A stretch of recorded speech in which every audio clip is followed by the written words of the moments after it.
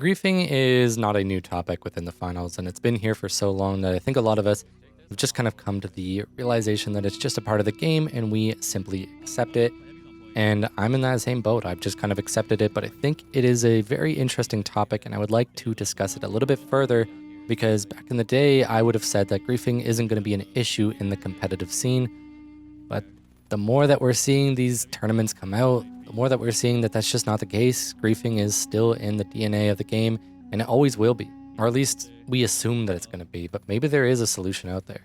Now, before I elaborate on what griefing is and give you an example, I do want to talk about the pro scene at the moment. So Pro Hubs is a community that is hosting the Pro League right now, and they host tournaments with the best players in the entire game, all these established teams playing against each other. And there was a little bit of drama as a little caveat. Some of the teams have kind of swapped around. I was originally a sub for one of the teams, along with my teammate Strafes was a sub for a different team because we were unable to enter in on time. But after going through about halfway through the first qualifiers, there were some teams that ended up disbanding, and as a way to try and help save the game and make sure that the tournament can still go on, me and my team actually are going to be replacing basically the last place team just so that the tournament can go on. So we do have a long way to go in terms of trying to get out of the qualifiers, but I thought it's a lot better to just enter and make sure the show goes on rather than us staying as subs for the other teams where we might not get to play as much. It also does give us our needed experience within the pro scene, since us as a team, we don't really have a lot of experience in the pro scene, so this is kind of our entry to it. So I'm pretty excited to get that experience under our belt, and hopefully whenever the next tournament comes around, we're much more prepared for it. But that being said, let me kind of explain what griefing is. So you'll see in this clip here, we are very close to winning. All we really need to do is plug. We set up a double gateway in order to get this plug a lot faster, which then puts us at a really nice lead.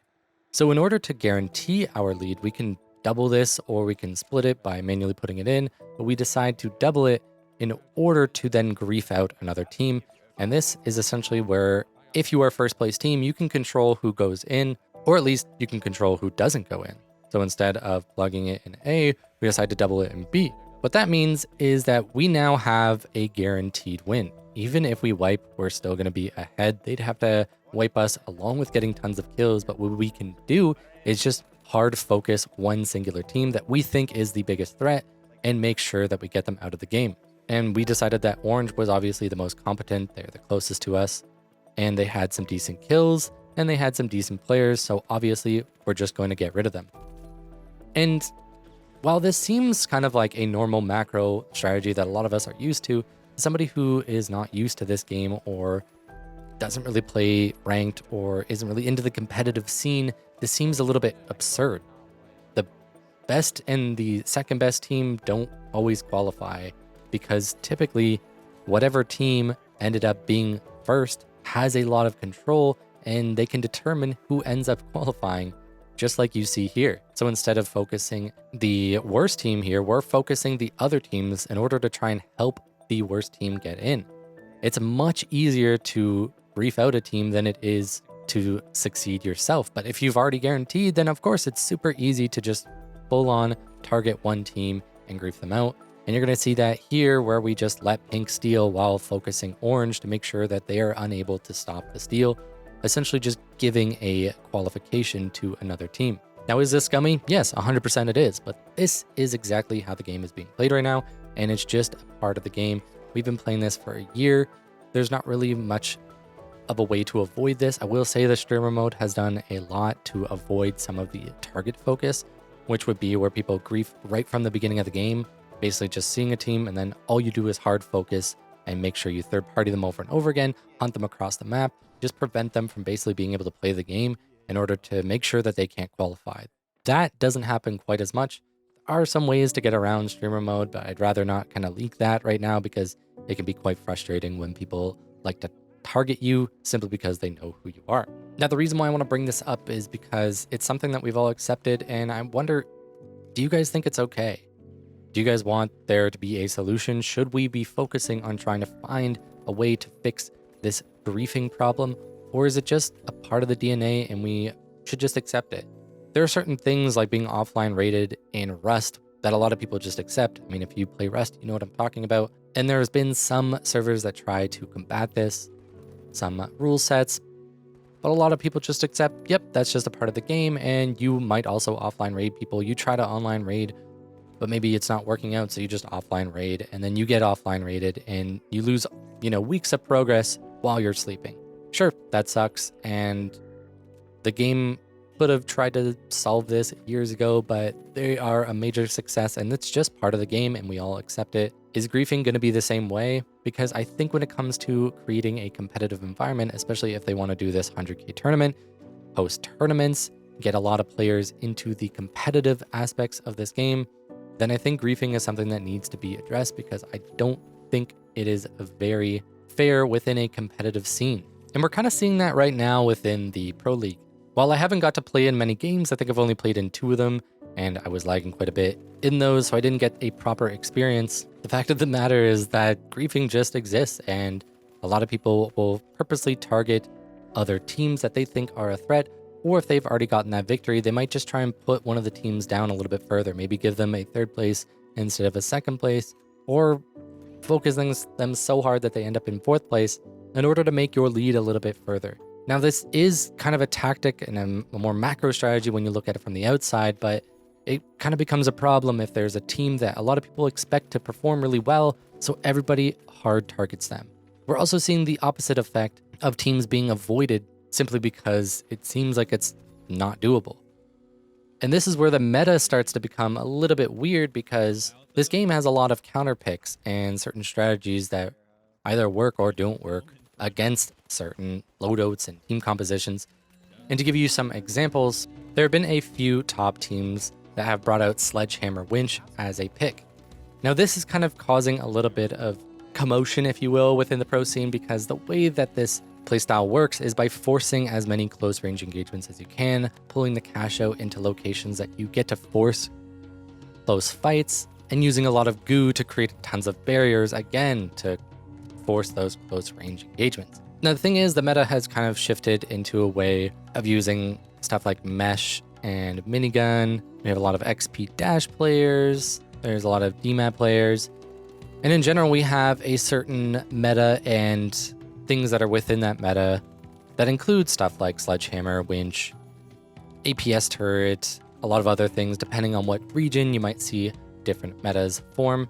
But the tricky thing with something like a Sledgehammer is that in order to counter it, you have to switch up your loadout quite a bit.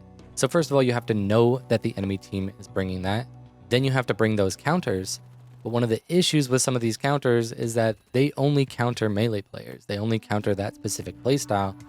So bringing in a counter to something that only one team is running, and you're not even too sure if that team is going to run it, means that now you are weak versus a lot of other teams. So it's an unreliable playstyle to specifically build to counter one other team, because then that's all you can do is face that other team. So what ends up happening is that a lot of teams end up just griefing each other because nobody wants to face that one team because they're not bringing the counter to it.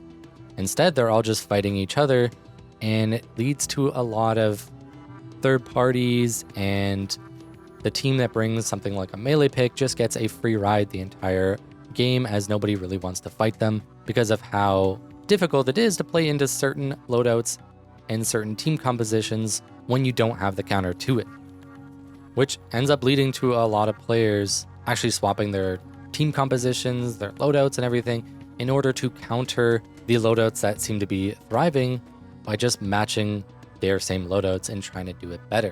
We're seeing a lot more sledgehammers, we're seeing more miniguns, because some of these loadouts are difficult to counter. And if you do want to bring something that specifically counters it, like I said before, it doesn't counter a lot of other playstyles, so they just conform to the meta and start using it.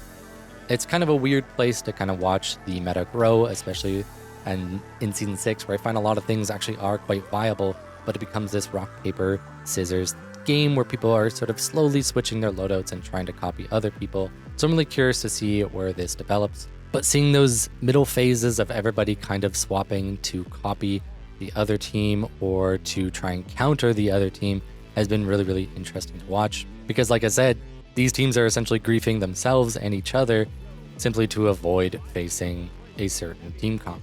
So sure, there's griefing in a lot of different ways, whether it be being one of the top teams and purposely focusing out another team in order to prevent them qualifying when you have already guaranteed yourself after cash box 5 and 6. There's also griefing where you can target somebody from the beginning of the game, making sure that they're unable to do anything. And there's also griefing people by being too afraid to face a specific team, whether that be fear of them being better than you, or maybe it's just the fear of facing a loadout that you have no counter to. Whatever it may be, people seem to be griefing each other in this game, and it's a natural part of the game. I don't think that there really needs to be a solution, but I think it could be something that we talk about a lot, because I would say for the most part, this seems to be the #1 complaint I hear from people now. While before it used to be a complaint about a specific weapon or maybe a map, the main thing I hear complaints about is griefing. And it's everywhere, it's unavoidable, and it's kind of baked in to the way that this game works. But maybe there is a solution. If you have a solution, feel free to suggest it in the comments below.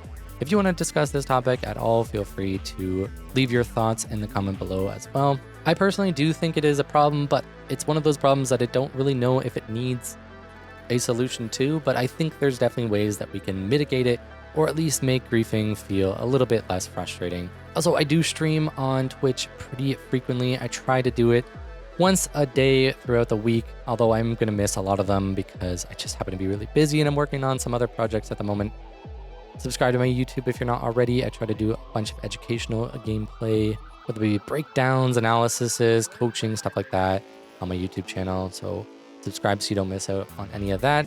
Thank you to all my members. You guys mean the world to me. I am really trying to push for being able to do this a little bit more frequently, and so any bit like this helps. Now get out there and grief the other teams, and I will see you in the finals. Or maybe you'll grief me and I won't. Goodbye. Not gonna lie, I kinda won. Okay, I just got red barreled in my own throat.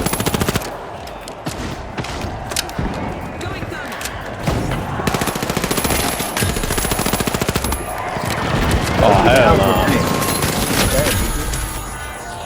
Solomon's in there, no swimwear. 10 deaths, actually, never mind. In a reverse.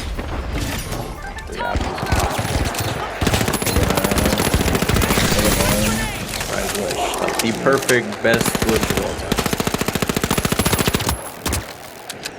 On the road.